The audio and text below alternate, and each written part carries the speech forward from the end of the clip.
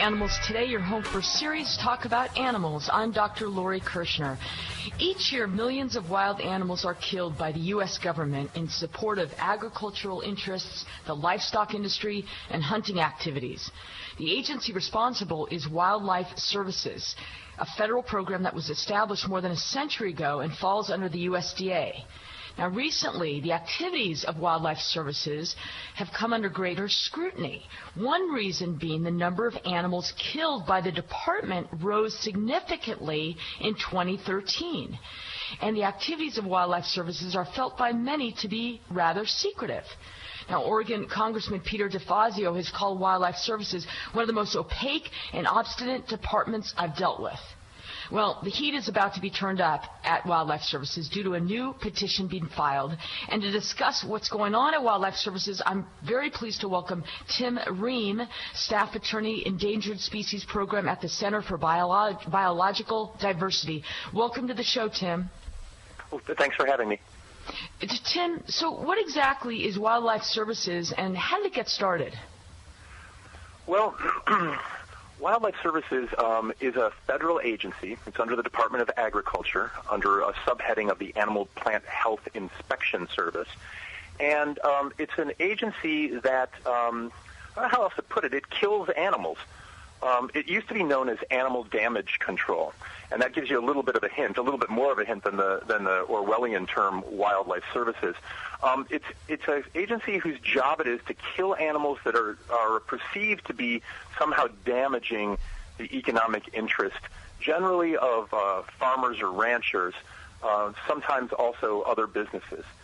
And so what happens is the Wildlife Services makes deals with individuals, businesses, counties, states, and then goes in and does the killing for them of any animals that business or that government agency might think is somehow problematic to somebody's bottom line. So what regulations guide the actions of Wildlife Services? Well, I mean, the answer to that might be none. Wow. Yeah, there are not a whole lot of federal agencies that don't have a set of regulations that guide them. But that was really a big part of what got the Center for Biological Diversity interested in this as a legal issue. We think that they ought to be governed by a set of regulations. Of course, they're governed by federal laws like all of us are and like anybody else would be. You know, anything that theoretically, you know, a federal agency couldn't do, Wildlife Services probably couldn't do anyway. But as far as you know, some sort of regulations saying how they have to report their activities, regulations saying what kinds of lethal means that they can use to poison or trap or shoot or snare an animal, regulations that say the reasons why they could kill those animals, or what kind of non-lethal types of measures, preventative measures, need to be done before you go in and kill animals. There are no regulations governing any of this. And that's why we think this is a rogue agency that really needs to be stopped. Yeah. Expand even further, Tim. What are the problems with Wildlife Services? Well, I mean, I think for most Americans, even what Wildlife Services considers to be a success is something that we'd consider to be a problem. I mean, if you don't mind, just a little bit of a litany here. In the last couple of years, each couple of years, this agency has killed more than 300,000 red-winged blackbirds. It kills about 75,000 coyotes a year, about 12,000 prairie dogs a year, 500 river otters. It kills hundreds of black bears, hundreds of mountain lions, hundreds of gray wolves, and tens of thousands of beavers every year. Altogether, they've killed in the last decade 475 different species of animals. I was going to make a list of the different kinds of birds that they've killed, and I went to anhingas, bitterns, buntings, cardinals, cranes, curlews, doves, eagles, finches, and I got up to the F's, and I thought it would just take too long to list all the different species that they're killing. And so, wow. So you wonder why they do this. And I'm sorry, but I can't give you an answer because they won't give us an answer. I mean, in some cases, it might be simple. You know, some rancher claims that coyotes are harming its sheep herd. And so they've got some kind of deal with Wildlife Services. So Wildlife Services comes in and they try to poison coyotes. They have these exploding poison baits that animals will bite into, and the poison will explode up into their throats. They have snares, that will catch an animal by the neck, and as the animal struggles, the neck will either break or it'll be choked as it's struggling. Or leg hold traps, where, an animal's caught by the leg, and sometime, a couple days later, somebody will come around, and if it's still alive, maybe shoot it, or then just shooting it by itself. So this is what they consider to be them doing their job successfully, and so I think that's just the first part. But more than that, because their job is something that most Americans would find revolting. Yeah. They're very secretive, and like I say, they won't exactly tell you or I or even a member of Congress like Peter DeFazio what exactly they're doing, why exactly they're doing it. And when they're secretive like this, they're not very accountable. And that means that the public and members of Congress can't really follow what this agency is doing, except oddly enough, the Congress continues to give them $160 to $170 million a year. It's just that nobody is entirely clear how all that money is spent. Yeah, this is just incredible and so unacceptable, Tim. Now, there's been a downward trend in the overall number of animals killed by wildlife services since 2008. But in 2013, there was a reversal, and the number went up to 2 million. So that's a rise in 30%. What's the explanation for that?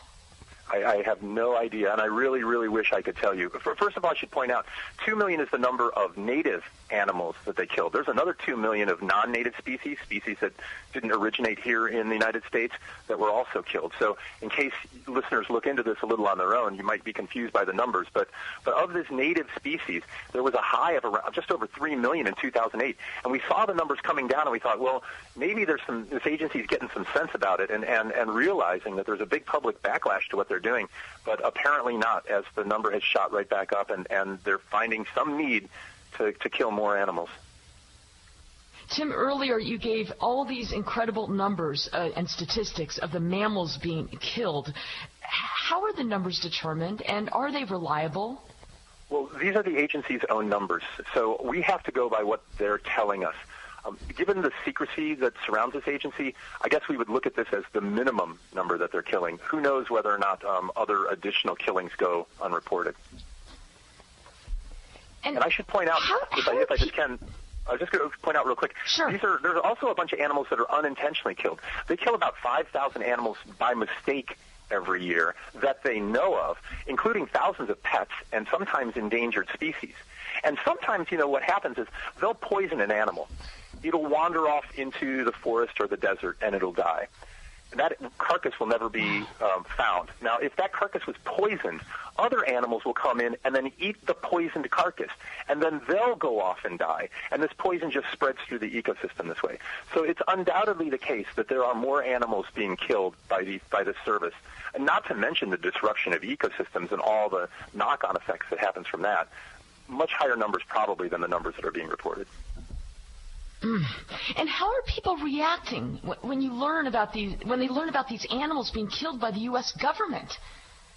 Well, I mean, from my point of view, I haven't heard anything but disgust from the vast majority of the public. Now, you will get people in the ranching interest that say, oh, well, this is the price of doing business. But it doesn't have to be the price of doing business. There are other ways to go about this business besides just coming in and a wholesale slaughter of anything that you think, and I would say federal government subsidized wholesale slaughter of anything that you think might be a threat to your business. There are non-lethal means, there are preventative measures that can be taken that make much or all of this killing completely unnecessary. Don't go away. More with Tim Ream, staff attorney, Endangered Species Program at the Center for Biological Diversity. We're going to talk about the petition that's being filed currently. Animals Today is sponsored by Advancing the Interests of Animals. Check them out at aianimals.org.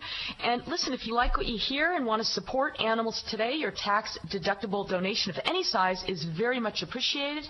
aianimals.org.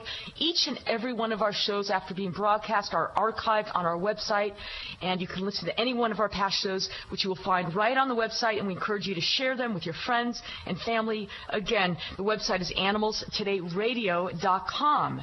Feel free to email me your comments or show suggestions at drlori@animalstodayradio.com, drlori@animalstodayradio.com. Don't go away. You're listening to Animals Today.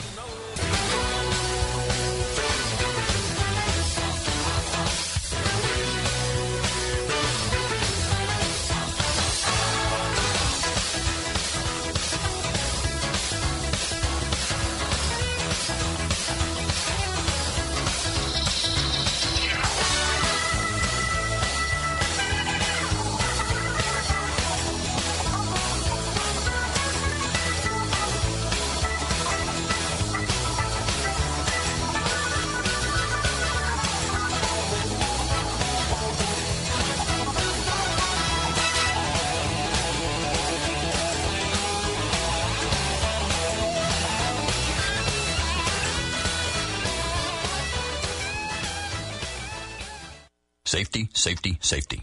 I'm saying it 3 times. Studies show you need to hear something 3 times to remember it. So remember, safety, safety, safety is important to me, me, me. That's why I love Grainger. Grainger has the products to help keep our facilities safe and people safer. Say it with me, kid. Safety, safety, safety from Grainger, Grainger, Grainger. When you think safety, think Grainger. Get it? Got it? Good. Call clickgrainger.com/safety or stop by. Grainger, for the ones who get it done. Due to an upturn in the economy, Main Street Business Loans has pre-approved the release of millions of dollars in small business funding.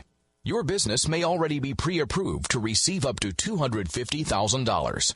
We've sent out millions of pre-approval letters. We see the economy growing, and our underwriters believe now is the time to invest in your business so you can grow faster and make more money. And we're prepared to give you up to $250,000 to do it.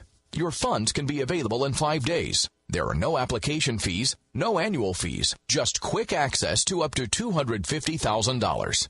If your business did not receive your approval letter to get up to $250,000, call Main Street Business Loans Approval Desk now. 800-430-7570. 800-430-7570. 800-430-7570. That's 800-430-7570.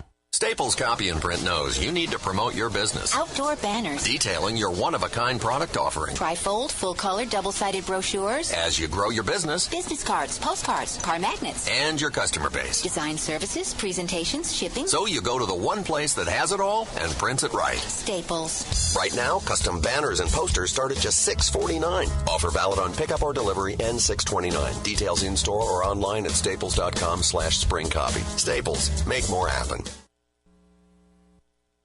This is Dr. Lori Kirshner, and I want to thank you for joining us on Animals Today. Each week we explore the wide variety of important issues concerning the welfare of animals, how people treat them, and where they fit in our society. From whale protectors on the open seas, to lawyers in court, to scouts helping their local shelter. Join me to get the latest on animal welfare news, stories, and events from around the world. And visit us on Facebook to join the conversation. That's Animals Today every week right here on the station. 5 p.m. Eastern Standard Time. Also, make sure to visit us at animalstodayradio.com, where you can listen to any of our previous shows free. Animals Today brings you the highest quality, most up-to-date information about all animal welfare topics. Much of our support comes from the nonprofit group Advancing the Interests of Animals. Check them out at aianimals.org. That's aianimals.org. And thanks for listening. Every day in the United States, tens of thousands of puppies and kittens are born. Unfortunately, there aren't enough homes for all these cats and dogs. One unfixed female cat and her offspring can be the source of more than 400,000 cats in 7 years. One female dog and her unfixed offspring can produce about 67,000 puppies. Too many cats and dogs are unwanted anywhere by anybody, so they end up being neglected or abandoned. Millions of healthy pets are killed in shelters annually. In the U.S., on average, 70% of the animals that enter the shelter end up getting euthanized. Fortunately, there is good news. There's a new answer to this dilemma. We can help to stop killing these animals by having our pets spayed or neutered. If you want a new pet, how about adopting one? You can rescue a cat or dog and save a life. This message is sponsored by Advancing the Interests of Animals. You can check them out at aianimals.org. That's the letter A, aianimals.org.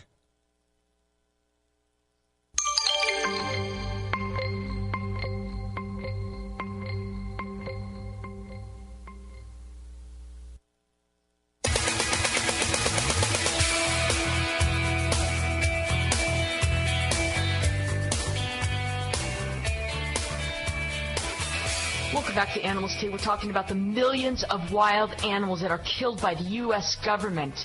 And Tim, you have, along with partners, the Animal Welfare Institute, Animal Legal Defense Fund, and Project Coyote have submitted a petition addressing actually addressed to 3 people, namely Tom Vilsack, Secretary, U.S. Department of Agriculture.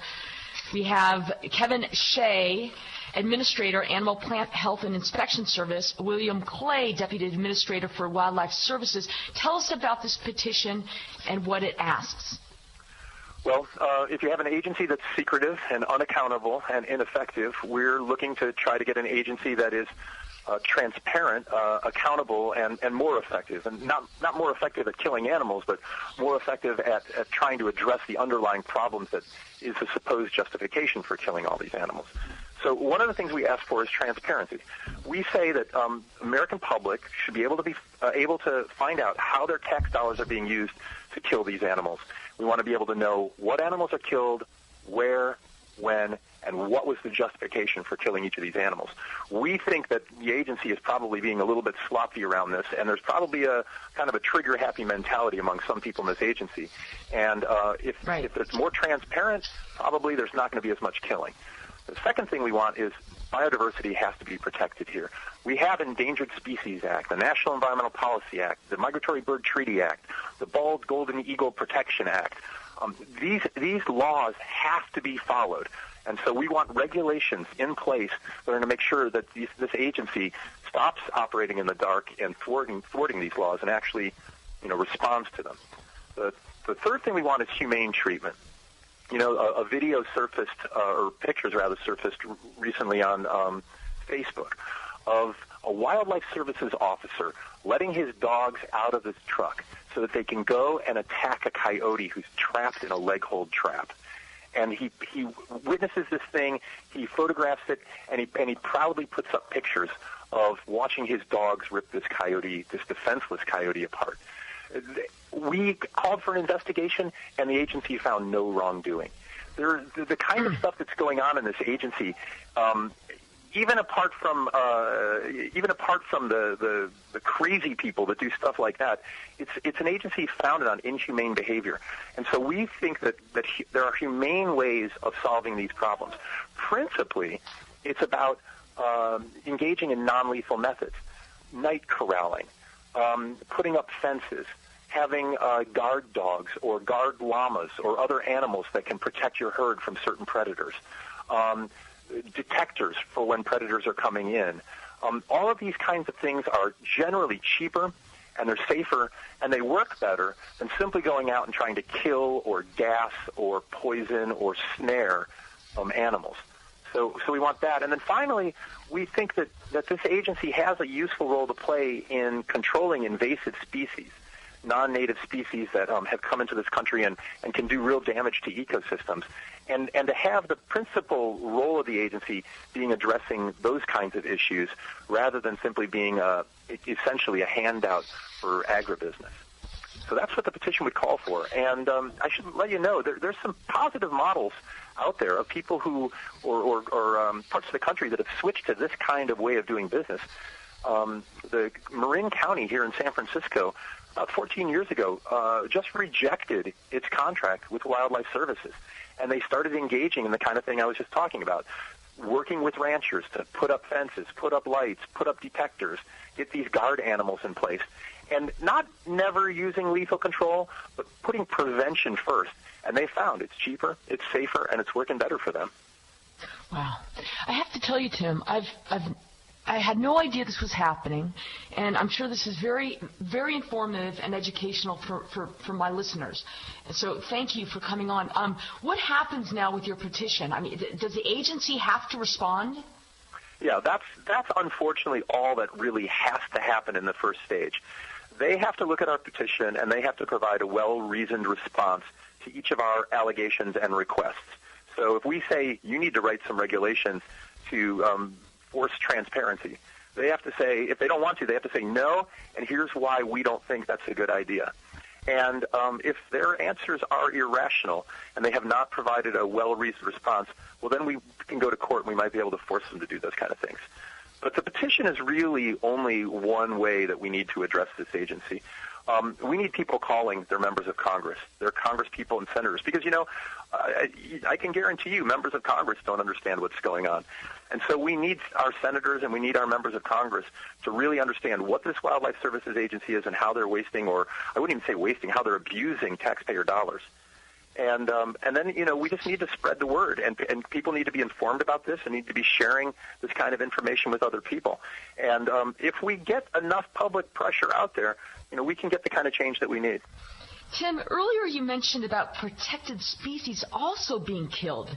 Tell us more about that. Well, one great example would be wolves. I mean, in most of the country, the gray wolf is still listed as an endangered species, and yet Wildlife Services is finding a way somehow or another to kill, hundreds of wolves. Now, protections have been listed in certain areas, but any of the killing of wolves like that, it's just almost all completely unnecessary. We have a great example from Oregon where the Center for Biological Diversity and several of our conservation allies sued, and we stopped the state from being allowed to shoot wolves. We stopped the federal government from being allowed to shoot wolves there. And what happened was ranchers figured out how to engage in preventative measures. They got range riders out riding with their cattle. They put up fences and head detectors and found out where the collared wolves are and spent a little more time with their herds. And what happened there was the number of depredations on livestock went down as the number of wolves in the state tripled. So there's good models out there that you can have protected species who are predators, and you can protect your livestock, and you don't have to shoot those predators to deal with that and to have a profitable business. Very, very good point. Tim, this is all so disturbing. What can citizens do? Who can we contact? Well, I'd say one of the great things that you could do is just go right out onto our website. It's called biologicaldiversity.org, or it would be the first hit if you just put in Center for Biological Diversity into Google. And if you, in the search box at the top right corner of our website, type in Wildlife Services, you'll see our petition, which is a very readable document, and you can go through and learn a lot more about this agency, its history, and what exactly it engages in. And then, if you feel like you're educated enough already, you know where you are on this issue, a call to your congressman, a letter to your congressman, an email, or to your senator, and say, hey, I've heard about Wildlife Services. I can't believe the federal government is doing this. Would you please look into this? Would you please tell me what you think about this rogue agency? That is the kind of thing that forces somebody in a congressman's office to do some homework and to learn about what's going on, and forces them to take a stand on this issue. And I think, if there's more light shown on this situation, the more people see and understand what's going on, the more outrage there's going to be, and the more quickly we'll be able to get change. Tim Ream, thank you so much for sharing this information with me and my listeners. Yeah, well, I'm glad to be here. Shining the light is what we need to do, and hopefully everybody here can just keep on sharing this information, and we can take this agency down. Thank you very, very much. Bye-bye.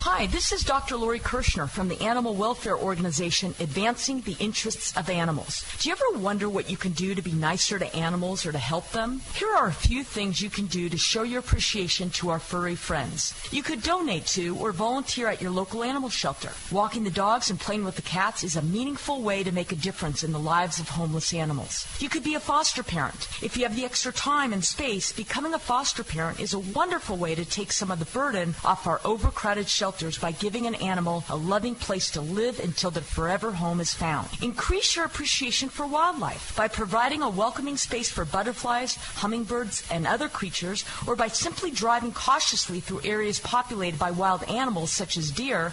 You are acting with compassion. These are only a few ideas to encourage you to continue thinking about your personal kindness towards animals. This message is sponsored by Advancing the Interests of Animals. Please visit us online at aianimals.org. If you're struggling to pay or haven't been making your student loan payments, listen carefully to this urgent alert. Have you been out of school for 10 or more years and you're still making your student loan payments? Are your student loans past due or even in default? Can't go back to school because of an old student loan problem? Fast Track Student Loans can get your student loans out of default, stop any wage garnishments, stop collection calls, and stop seizure of your tax refund. Give yourself a break. Stop the stress and get your student loan payments down to as little as $25 a month, based on what you can afford to pay. One quick 10-minute call could help you solve your student loan problems. So call right now. Not available in all states. Payments may vary based on income. 800-685-0129. 800-685-0129. 800-685-0129. That's 800-685-0129. Lumber Liquidators' low flooring prices just got even lower with the Buy More, Save More sale on now. Save $100, $300, even $500. The more you buy, the more you save on over 300 varieties of laminate, hardwood, and more. Save on striking and durable bamboo, including easy-to-install solid click strand bamboo for just $2.19 a square foot. That's 37% less than other flooring stores. Go to lumberliquidators.com to find the store nearest you. Plus, get special 15-month financing. But hurry, this sale ends June 17th. Geico presents Fan Mail to a Pig. Dear Maxwell, I just want to say thank you for making my Geico Insurance ID card digital. It's easy to find on the app. It doesn't give me paper cuts, and I always have it on hand because it's on my phone. Because of this, I finally cleaned out my glove box, which was filled with years of paper ID cards. Any thought on what I should put in my glove box now? Sincerely, Trent Patterson. Trent, what can you put in the glove box? Here's a crazy thought.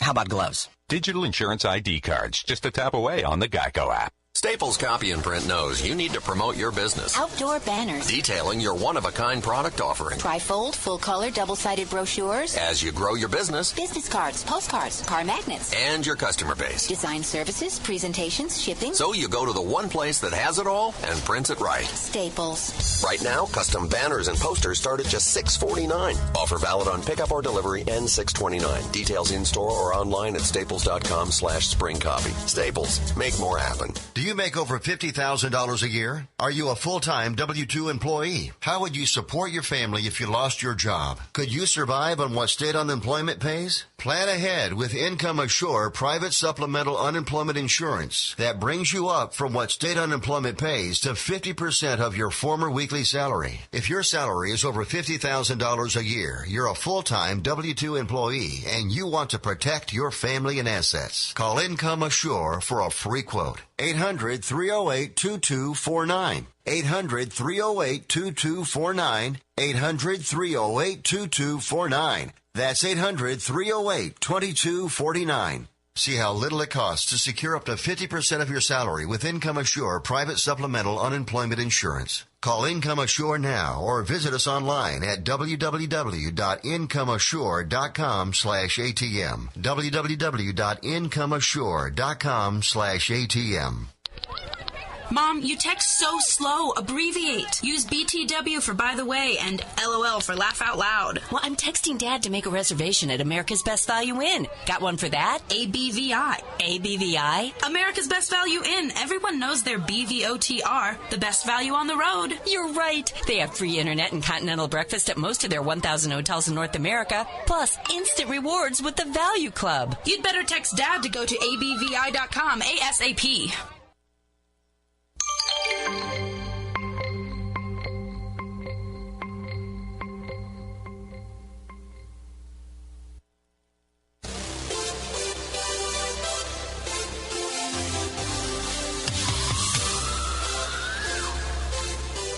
Welcome back to Animals Today. Do you remember the tragic mauling and killing of a 2-year-old boy at the Pittsburgh Zoo and PPG Aquarium a few years ago? Well, on November 4th, 2012, a boy somehow escaped his mother's grasp and fell over the railing of the African Painted Dogs exhibit. Now, after bouncing off a net meant to catch falling debris, Maddox Derkosh landed among the dogs and was promptly attacked and killed. The following year's parents, Jason and Elizabeth Derkosh, sued the zoo and then were countersued with the defendants claiming the mother was at fault due to carelessness, negligence, and or recklessness in restraining her son. Well, last week a settlement was reached between the parties, and although the terms are confidential, the news made us wonder about the safety and health risks people may face from animals when they are in zoos, as well as the various legal factors that go along with those injuries. Now, I want to remind you of a 2004 incident where a 300-pound gorilla got loose in a Dallas zoo, injuring 3. This gorilla was shot and killed at the zoo, and the city of Dallas paid the injured parties a total of $500,000. So I'm very pleased to welcome Danny Lutz, Litigation Fellow at Animal Legal Defense Fund, a graduate of NYU School of Law. Danny has participated in biodiversity conservation projects in Madagascar, Colorado, and Kenya, and has litigated cases on subjects ranging from roadside zoos to foie gras to hunting contests. Welcome to the program, Danny. Thanks for having me, Lori. So this is such a tragic story, and of course our sympathies are with Matthew's family. What is your understanding of how this killing happened? From what I understand, there was the mother was holding Maddox up on the railing above the exhibit, and it sounds like Maddox lunged out of her hands and fell into the exhibit. Was unfortunately and tragically attacked and killed. Now, cases of deaths of people at zoos seem to be quite rare. How about injuries from bites, scratches, and that sort of thing? Are they fairly uncommon as well? No, actually, I think injuries at zoos are commonplace, and for a number of reasons. First is just the sheer numbers of zoos that are out there. There are 224 accredited by the AZA, and many zoos, and that's the Association of Zoos and Aquariums, and many zoos don't even meet this accreditation. So if there are that many in the AZA, there are countless more that are roadside zoos and petting zoos. I think second is injuries are commonplace because of what it means to be a zoo. As we saw in Blackfish, the movie about the trainer that was killed by an orca, wild animals have their own volition, and even when kept in captivity, they can act in unexpected ways, attacking handlers and visitors.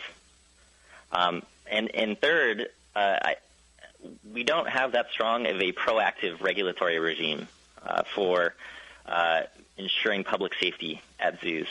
All of these factors together, I think, make injuries and deaths at zoos really, unfortunately, more common than one would expect. Danny, from a legal standpoint, are injuries at zoos from animals or any cause similar to playground injuries or theme park injuries? They can be, but the consequences can be slightly different. And that's because the legal consequences of an injury at a zoo can be affected by a number of factors. The most important is the state in which the injury occurs. Different states have different rules regarding liability for injuries from captive animals. Most are under a strict liability regime, which means that for inherently dangerous activities, if an injury occurs, the party responsible for the injury is held liable, regardless of whether they're at fault.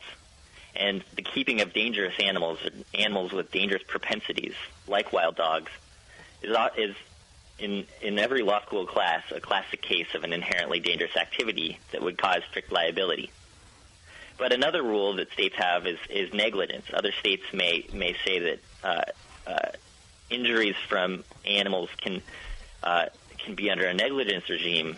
And what negligence does is it sets a standard of care for an activity. So if the zoo meets that standard of care, like, say, having a 16-foot wall around a tiger enclosure, and an injury still happens, then the zoo wouldn't be held liable because it's no longer at fault. It met that negligence standard of care.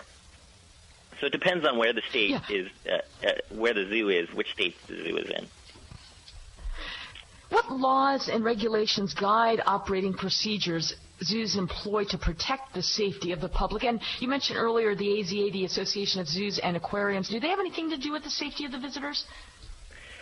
The AZA does have, they set standards that do affect visitor safety. To be accredited, for example, a zoo has to create a barrier to separate big cats of this 16-foot high wall.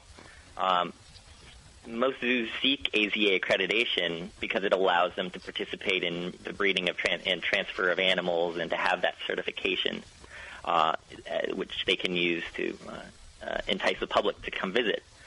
So it does set some standards. But outside of the AZA, as I mentioned, the regulatory regime, the proactive regulatory regime, is quite meager. There's only the Animal Welfare Act, which is primarily to protect the health and welfare of animals. They do have a couple of regulations within that act that affect visitor safety. And the Occupational Health and Safety Act, which deals with worker safety, can also lead to protections for visitors. But because of this meager proactive regulatory regime, people who are injured often turn to tort law, and that's like the lawsuit we saw at the Pittsburgh Zoo, which is a reactive way to create or to provide redress and remedies for an injury or a death that can occur. And those types of awards can then, in turn, deter zoos or cause zoos to be more protective so that they don't get sued later on. I understand what you're saying, and it just seems to me that families should take some responsibility for their own safety while at zoos. I mean, you can't be holding a 2-year-old child above the enclosure of a wild dog, cage. Right, and I think that's what the zoo was arguing in their counterclaim as well. So the Pennsylvania state has a legal regime that allows for a sharing of fault, and so in this situation, the mother who was holding her kid above the enclosure was at least in the zoo's perspective partly at fault, and this would down the line lead to a splitting of both the legal the liability and then ultimately what sort of damages would be awarded to the family. Likely that there would be a reduced amount of damages because of the parents' actions. I think the legal term for this would be negligent supervision, that the parents were acting negligently as they were supervising their children. Right. Is there any way the zoo or some incident like this that the zoo would go to trial? I think that turns on what type of zoo the facility is. There are a whole range of zoos, from roadside zoos that are privately owned and act more like menageries of people keeping animals for their private collection, yet still want to make a bit of money off of visitors, or a big municipal zoo that, on the other end of the spectrum, is a municipal zoo, which is trying to provide an educational purpose to their citizens. Zoos that are interested in the educational purpose or having a lot of visitors may act more rationally here and want to avoid trial at all costs because bad things can come out of trial, like evidence and records and the continuing presence in the newspapers and local media. All of that would be very harmful to having future visitors at your zoo. But if you're really interested in the principle of it all, because you think these animals are yours, as we often see with roadside zoos, then that type of defendant may be more willing to take this, to fight it all the way to the end. Very good. Danny Lutz, Litigation Fellow at Animal Legal Defense Fund. Thank you so much for coming on Animals Today. Oh, thanks for having me. Animals Today is sponsored by Advancing the Interests of Animals. Check them out at aianimals.org. And listen, if you like what you hear and want to support Animals Today, your tax-deductible donation of any size is very much appreciated. aianimals.org. Each and every one of our shows after being broadcast are archived on our website, and you can listen to any one of our past shows, which you will find right on the website, and we encourage you to share them with your friends and family. Again, the website is animalstoday.radio.com. Feel free to email me your comments or show suggestions at drlori@animalstoday.radio.com, drlori@animalstoday.radio.com. Thanks for listening. As temperatures climb, please remember to never leave your dog in the car, not even for a minute on a warm day with the windows cracked and in the shade. The temperature inside a car can climb up in a matter of minutes, and it's enough to kill your pet. If you love your pet, leave them at home or with someone you trust. Keep them cool, comfortable, and alive. And if you see a dog or other pet in a car, you may only have a moment to save their life. Here are a couple of steps that you should remember. Make an announcement in the store or business the car is parked nearest to, and call the police department or animal control right away. Remember, it only takes a minute or two on a hot day to kill an animal left inside a car. Your swift action can save a life. Dogs are unable to cool themselves the way people can. Never leave your dog in the car, not even for a minute. This message is sponsored by Advancing the Interests of Animals. can check them out at aianimals.org. That's the letter A, animals.org. Lumber Liquidators' low flooring prices just got even lower with the Buy More, Save More sale on now. Save $100, $300, even $500. The more you buy, the more you save on over 300 varieties of laminate, hardwood, and more. Save on striking and durable bamboo, including easy-to-install solid click strand bamboo for just $2.19 a square foot. That's 37% less than other flooring stores. Go to lumberliquidators.com to find the store nearest you. Plus, get special 15-month financing. But hurry, this sale ends June 17th. Mom, you text so slow. Abbreviate. Use BTW for by the way and LOL for laugh out loud. Well, I'm texting Dad to make a reservation at America's Best Value Inn. Got one for that? ABVI. ABVI? America's Best Value Inn. Everyone knows their BVOTR, the best value on the road. You're right. They have free internet and continental breakfast at most of their 1,000 hotels in North America, plus instant rewards with the Value Club. You'd better text Dad to go to abvi.com ASAP. At last, Nexium, the purple pill, is available without a prescription for frequent heartburn. See those women drinking their iced mocha whatevers? Now they have Nexium level protection. That guy struggling to text and eat soup at the same time? Him too. Introducing Nexium 24-Hour, the protection of the #1 prescribed acid-blocking brand, just without the prescription. New Nexium 24-Hour. Nexium level protection, now in the heartburn aisle. May take 1 to 4 days. Use as directed to treat frequent heartburn, not for immediate relief. At last, Nexium, the purple pill, is available without a prescription for frequent heartburn. See those women drinking their iced mocha whatevers? Now they have Nexium level protection. That guy struggling to text and eat soup at the same time? Him too. Introducing Nexium 24-Hour, the protection of the #1 prescribed acid-blocking brand, just without the prescription. New Nexium 24-Hour. Nexium level protection, now in the heartburn aisle. May take 1 to 4 days. Use as directed to treat frequent heartburn, not for immediate relief. Safety, safety, safety. I'm saying it 3 times. Studies show you need to hear something 3 times to remember it. So remember, safety, safety, safety is important to me, me, me. That's why I love Grainger. Grainger has the products to help keep our facilities safe and people safer. Say it with me, kid. Safety, safety, safety from Grainger, Grainger, Grainger. When you think safety, think Grainger. Get it? Got it? Good. Call clickgrainger.com/safety or stop by. Grainger, for the ones who get it done.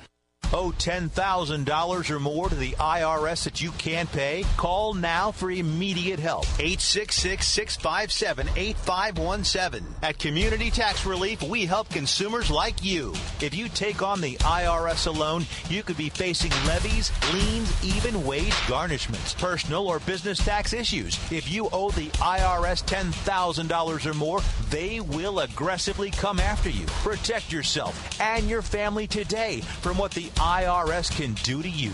Call now.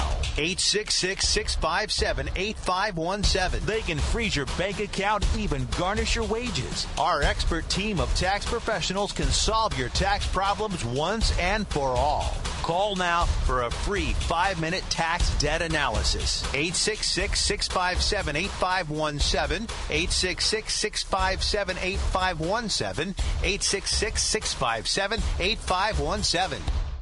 Geico Motorcycle presents Reflections from the Road. You can't beat the open road, but saving money on motorcycle insurance is a close second. That's why I switched to Geico. Reminds me of the time I switched to a new helmet without a face mask and swallowed a bunch of gnats when I accidentally yawned. Those suckers tasted bad. Unlike Geico Motorcycle Savings, which always taste real good. Geico Motorcycle Insurance. See how much you could save.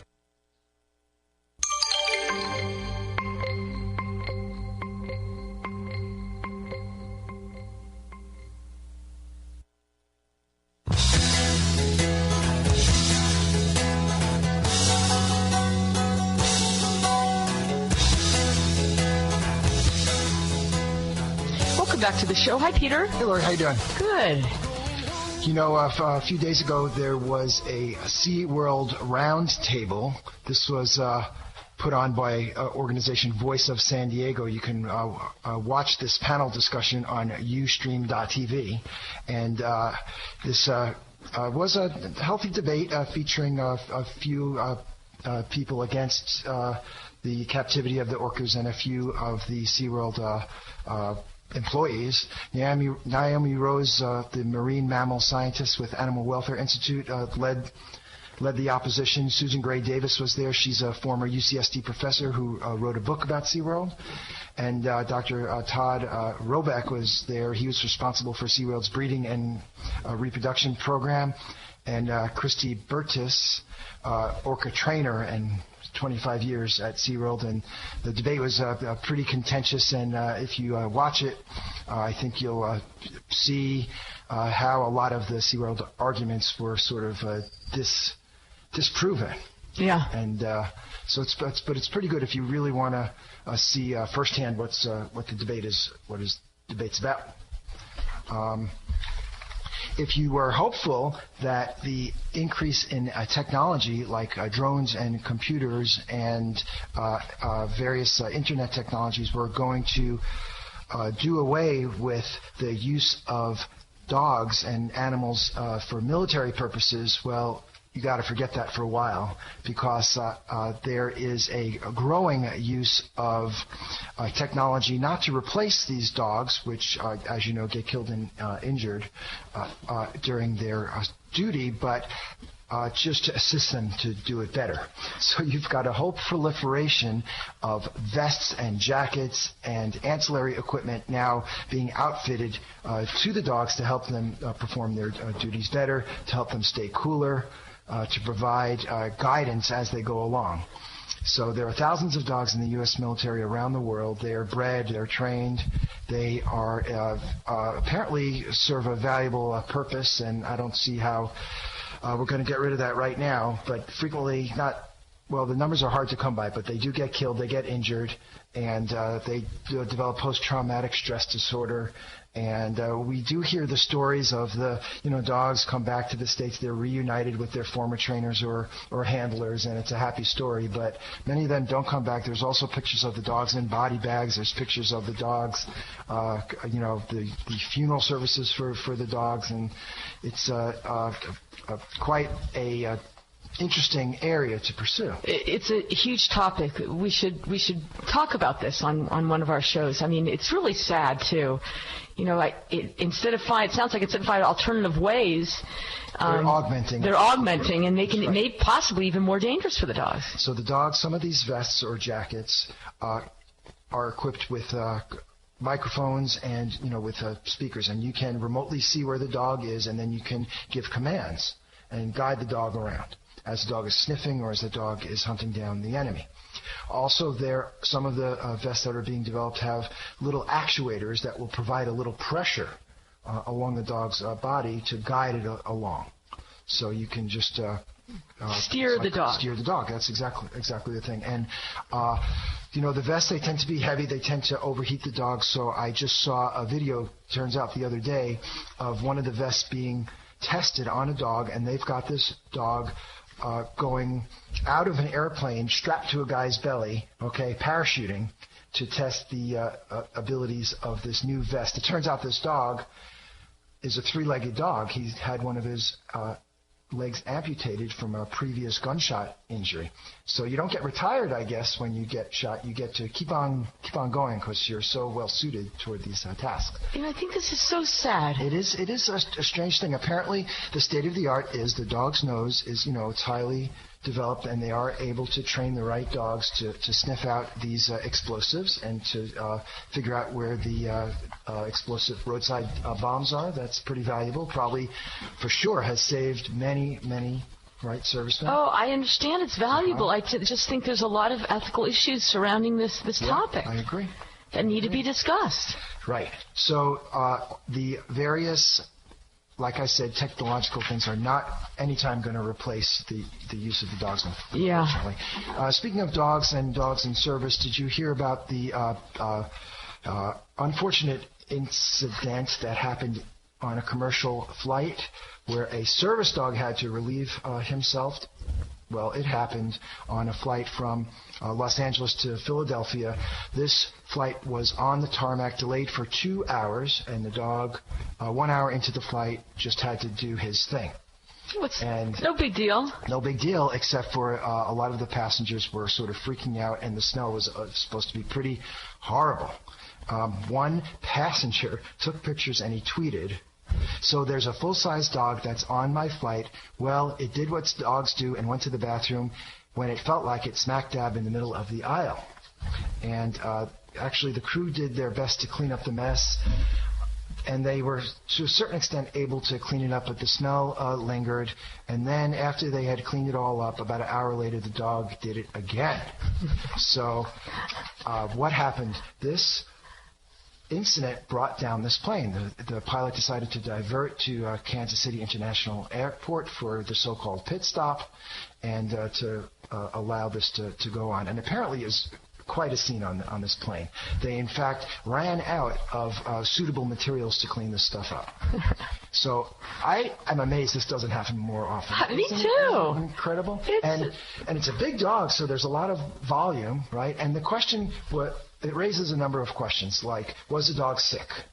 Because, why did this dog, only 3 hours into its flight, 2 hours on the tarmac, 1 in the air, go to the bathroom, and then once again an hour later? So that raised the question of sick dog. And then the whole question of these imposter service dogs, or these fake service dogs. So if you've got many, many more dogs in the air than ought to be, this is going to happen much more often than it should. That's right. So I'm sure we're going to hear more about this, and at very least, the airplanes need to be equipped with better cleaning materials and disinfectants and or whatever that neutralizes the smell, right? That's right. I don't think you could blame the dogs. Can't blame the dogs. Okay, well, someone will blame the dog. Okay, very good. Thank you, Peter. You're welcome. And thank you for listening to Animals Today. This is Dr. Lori Kirshner, encouraging you to nurture your love and compassion for the only other beings sharing our planet, the animals.